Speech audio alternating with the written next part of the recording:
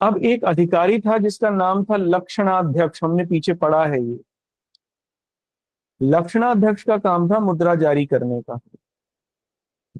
ये मुद्रा जारी करता था, और कुछ इंस्पेक्टर्स होते थे, है ना, और वो इंस्पेक्टर्स राजकीय मुद्रा का निरीक्षण भी करते थे। कहीं कोई जाली तो नहीं नोट शुरू कर रहा है, या जाली मुद्रा तो कहीं बाजार में नहीं चल रही है। इसलिए उनका परीक्षण करने के भी लिए भी कुछ लोग थे, कुछ होते थे। और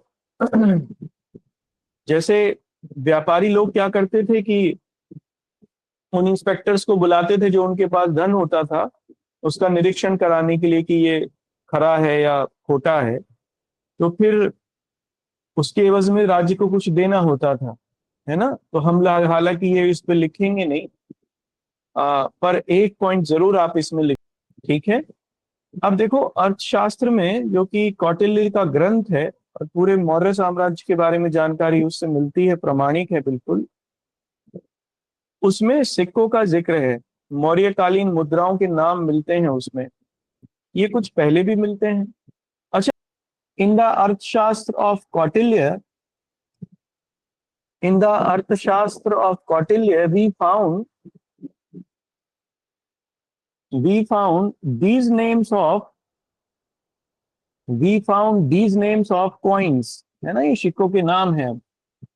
पहला लिखना सुवर्ण, सुवर्ण, SUVARNH, सुवर्ण। सुवर्ण माने सोने का बना हुआ, तो ये सोने का सिक्का था। सुवर्ण, सुवर्ण, स्वर्ण लिख सकते हैं लेकिन स्वर्ण नहीं लिखा जाएगा, सुवर्ण लिखा जाएगा, सुवर्ण।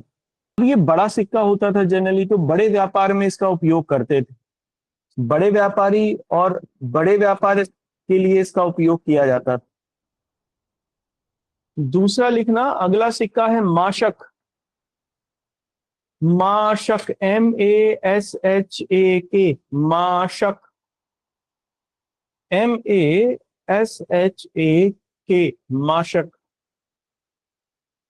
देखो, ये तांबे का सिक्का होता था, लेकिन मतलब बीच का होता था जनरली। आ जैसे अभी आप समझिए कि 2000 का नोट चला, बड़ा सिक्का था, है ना, और उसके बाद 500 का, और उसके बाद 100 का। तो अमूमन छोटी चीजों के लिए 100 रुपए का यूज करते हैं, 100 के नोट का यूज करते हैं खरीदारी के लिए। तो मासक वैसे ही था, ना बहुत छोटा था और ना बहुत कोई बहुत बड़ा सिक्का था, तांबे का बना हुआ था, आकार में बड़ा था लेकिन तांबे का था। तो सामान्य लेन देन के लिए उपयोग करते थे इसका। तो डैश करके लिखना, इसका उपयोग, इसका उपयोग, या ऐसा लिखना, ऐसा लिखना, पहले इसका डैश करके लिखना, यह तांबे का बना सिक्का था। This coin is made up by copper,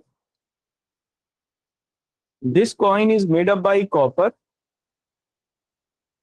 तथा इसका उपयोग, तथा इसका उपयोग सामान्य लेन देन के लिए किया जाता था। And it is being used, and it is being used for the general transactions, for the general transactions, ठीक है। नेक्स्ट लिखना, एक और सिक्का था जो जिसका यूज्ड हम लोगों को देखने को मिलता है, काकनी, काकनी, KANHI,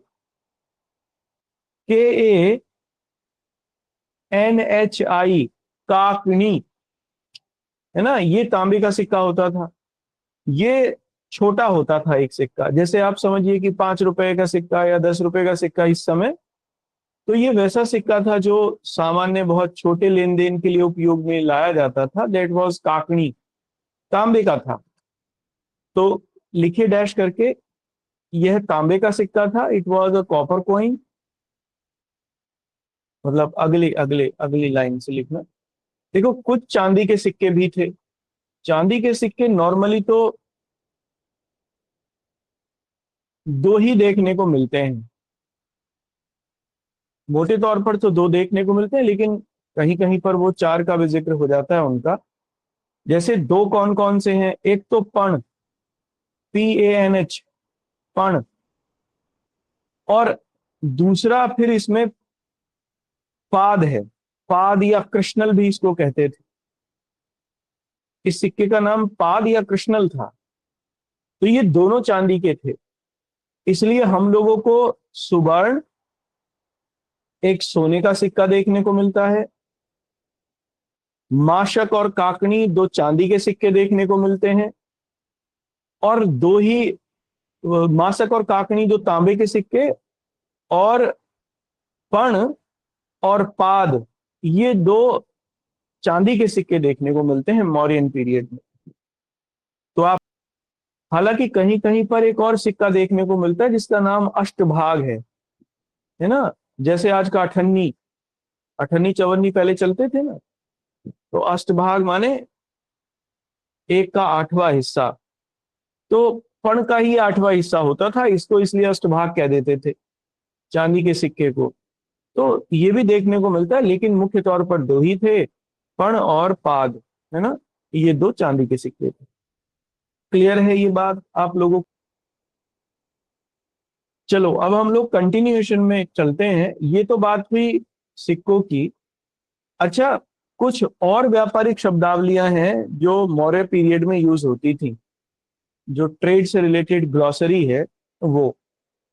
जैसे एक तो श्रेणी थी, है ना, जो कि व्यापारियों का संगठन कहलाता था। व्यापारियों का एक और संगठन भी था जो अमूमन बड़े शहरों में जो देखने को मिलता था, इसको निगम कहते थे, निगम। बेसिकली इसका काम ये था कि जो बड़े व्यापारी बड़े शहरों में होते थे, उनका ये वो एक संगठन बनाते थे, और ये संगठन कुछ राजकीय सहायता भी करता था, कुछ गवर्नमेंट के लिए सर्विस भी देता था। जैसे देखो, ये लोग व्यापारी थे, और व्यापारी लोगों को कुछ पढ़े लिखे लोगों की जरूरत थी जो कुछ चीजों को जानते। जैसे बेसिकली उनके अकाउंटेंट या कुछ गणितीय गणनाओं के लिए जिन लोगों को रखा जाता था, अब ये काम इनको चाहिए था, ऐसे लोग इनको चाहिए थे, तो ये कुछ स्कूल कॉलेजेस भी चलाते थे, जिनका काम था कि ऐसे ही अकाउंटेंट वगैरह तैयार करना, और बाद में ये उन लोगों को फिर अपने यहाँ पर नौकरी पर रखते थे। तो इसलिए निगम जो थे वो बड़े शहरों में व्यापारियों का संगठन होता था, जो कि कुछ राजकीय कार्यों में सहायता करते थे, जैसे शिक्षा, स्वास्थ्य और साफ सफाई के कुछ काम। आज भी आप देखते हो निगम उसी का नाम है, लेकिन आज निगम पूरी तरीके से राजकीय है, गवर्नमेंट। शहरों में निगम होते हैं, लेकिन वो पूरी तरीके से राजकीय हैं, गवर्नमेंट। पहले ये गवर्नमेंट नहीं थे मौर्यन पीरियड में, they were drived by the trading class, top की ट्रेडिंग क्लास। इसको आप ऐसे समझ सकते हो कि मेरठ के टॉप के 10 व्यापारी मिलकर पूरे मेरठ की साफ सफाई और शिक्षा व्यवस्था का अपने अपने लेवल पर वो सरकार का सहयोग करें या उसे लागू करें, इस प्रकार की स्थिति।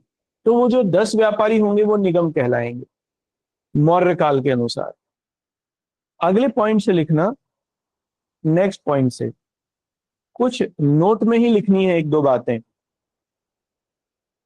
देखो, अर्थशास्त्र ये कहता है, अर्थशास्त्र में मौर्यों के समय के कपड़ों का जिक्र है, क्योंकि भारत से उस समय कपड़ों का निर्यात बहुत होता था, सूती वस्त्रों का निर्यात होता था, सूती और रेशमी वस्त्रों का विशेष तौर पर। तो सूती और रेशमी वस्त्र उस समय काफी फेमस थे। कहाँ कहाँ के? एक तो काशी के बहुत फेमस थे, यानी आज का बनारस, सूती और रेशमी दोनों कपड़े। दूसरा पुंड्र, पुंड्र नाम है, पुंड्र, पुंड्रवर्धन भी इसे कहते थे।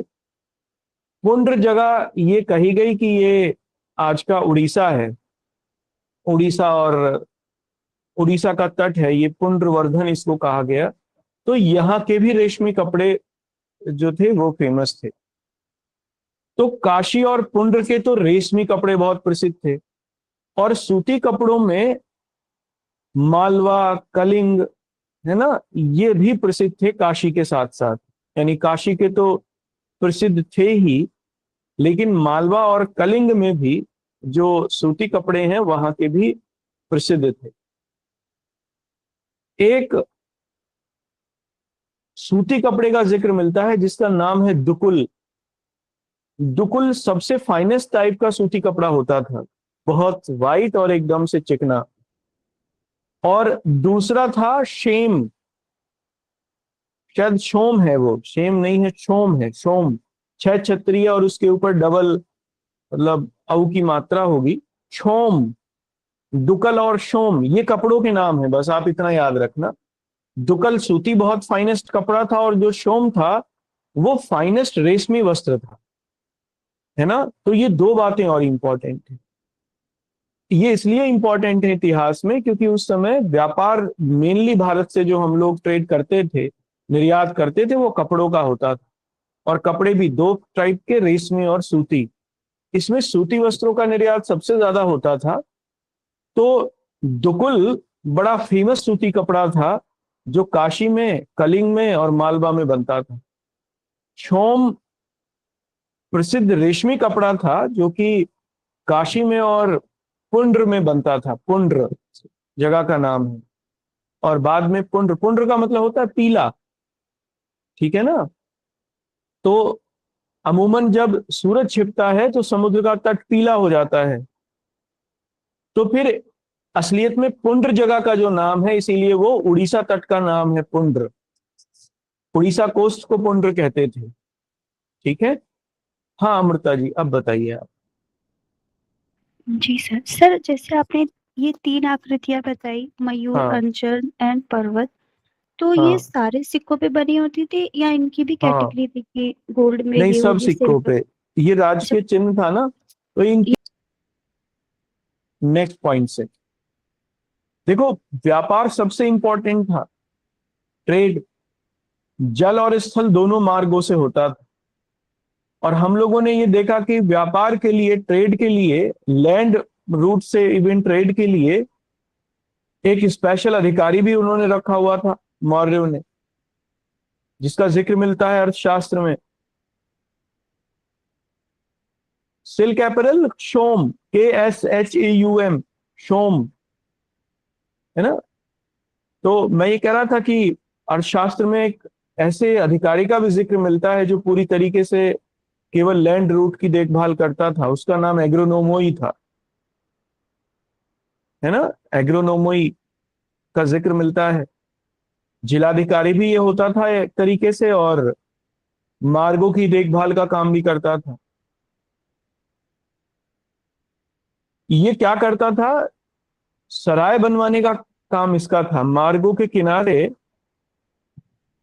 जो छायादार और फलदार वृक्ष हैं उनको लगवाना, और मार्गों की दूरी नापना, और मार्गों के किनारे सराय का निर्माण कराना, इसका काम था। जहां पर व्यापारी आके रुकते थे फिर रात में। ये काम एग्रोनोमोई का था। अच्छा, दूरी मापने के लिए एक पैमाना यूज किया जाता था जिसे स्टेडिया कहते थे। स्टेडिया, STEDIA, स्टेडिया, ठीक है।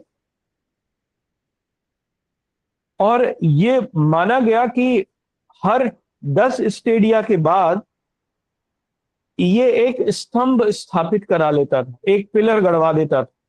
जैसे आज भी आप देख लो ना, माइलस्टोन होते हैं रोड पे हर किलोमीटर पे। तो इनके समय में 10 स्टेडिया की दूरी के बाद एक पिलर होता था। कुछ लोगों का मानना है कि ये एक स्टेडिया, मतलब 10 स्टेडिया 1 किलोमीटर होती थी। कुछ लोगों का मानना है कि ये 10 स्टेडिया 10 किलोमीटर होता था। वैसे 1 किलोमीटर के ऊपर विद्वान ज्यादा एक मत है कि हर किलोमीटर के बाद एक पिलर होता था। यानी एक स्टेडिया, 10 स्टेडिया बराबर 1 किलोमीटर। और हर 10 किलोमीटर के बाद एक सराय होती थी, यानी 10 स्टेडिया के बाद, मतलब 100 स्टेडिया के बाद एक सराय जरूर होती थी जहां जो व्यापारी थे वो रुकते थे। तो आप लिखना, ठीक है, और अगले पॉइंट से लिखना। अब ये होता कैसे था, तो कुछ लैंड रूट से भी होता था और वैसे तो ज्यादातर सी रूट से होता था। दो प्रमुख बंदरगाह थे उस समय भारत के। पश्चिमी तट पर भृगु कच्छ, आज का भृगु कच्छ माने आज का भड़ौच या भरूच, ये गुजरात में है ना। इसलिए गुजरात कोई अब से समृद्ध नहीं है, गुजरात बहुत पहले से समृद्ध था, प्राचीन काल से ही समृद्ध था। कोई गुजरात में भरूच है, और पूरब में ताम्रलिप्ति था ना। ताम्रलिप्ति जो है वो आज का आंध्र प्रदेश में माना गया है, उड़ीसा और आंध्र प्रदेश में। तो कुछ लोग कहते हैं कि जो विशाखापट्टनम वाला एरिया है, यहाँ पर ताम्रलिप्ति था। कुछ लोग कहते हैं कि ये कलकत्ता का जो आज का बंदरगाह है ये ताम्रलिप्ति था, यानी बंगाल में था। तो इस पर अलग अलग मत हैं, लेकिन ताम्रलिप्ति पूरब में था, पूर्वी तट पर था, ये तय है। और भृगु कच्छ या भड़ौच ये पश्चिम में था, ये भी तय है। तो आप लिखना।